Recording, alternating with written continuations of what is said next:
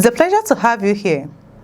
A violent outbreak in Ilisha Baroba Barotin local government area of Kwara State has left 3 people dead and about 10 buildings destroyed, prompting the Kwara State Police Command to launch a manhunt for those responsible.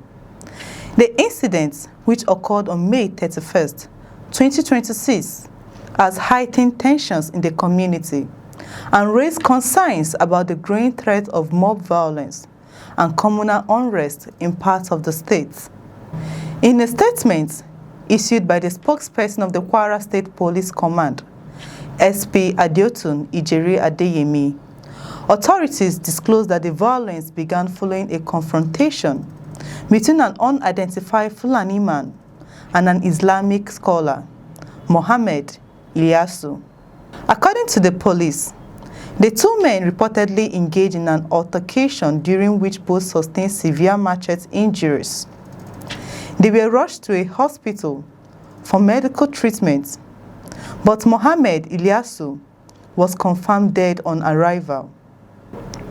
The second victim, whose identity had not been officially disclosed at the time of filing this report, later succumbed to his injuries while receiving treatment. The death of the 2 men reportedly triggered widespread anger within the community, leading to a series of retaliatory attacks that quickly escalated into violence. Police said a group of youths stormed the hospital where the deceased suspect's body was being kept. The youth allegedly seized the corpse and set it ablaze, further inflaming tensions in the area. As the situation deteriorated, another individual who was reportedly passing through the area became a victim of the violence. According to the police, the man was attacked by the mob and burnt to death. The killing brought the total number of deaths linked to the incident to 3. The unrest did not stop there. Angry youth reportedly turned their attention to properties believed to belong to the members of the Fulani community. During the attacks, about 10 buildings were set on fire and destroyed. Among the affected properties was the residence of the Adu Fulani, Alhaji Hassan, a prominent leader within the local Fulani community. Witnesses said several residents fled their homes as the violence spread, fearing further attacks and destruction of property. The destruction of homes and other structures has left many families displaced and uncertain about their future, while community leaders have appealed for calm and restraint. In response to the crisis, security agencies swiftly deployed personnel to the area to prevent further escalation. The police command disclosed that a joint security operation involving police officers and military personnel was immediately launched.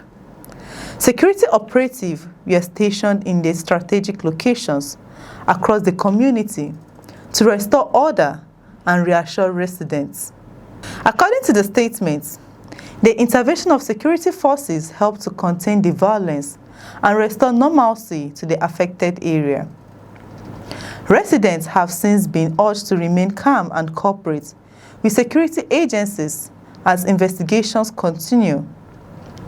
Reacting to the incident, the Commissioner of Police in Kwara State, Ojo Adekemi, strongly condemned the killings, destructions of properties, and acts of mob justice. He warned residents against taking the law into their own hands, stressing that grievances should be reported to the appropriate authorities rather than addressed through violence. No individual or group has the right to take the law into their own hands, irrespective of the circumstances surrounding any incidents, the commissioner said. Adekemi further assured residents that the command is committed to ensuring justice for all victims and holding those responsible accountable for their actions.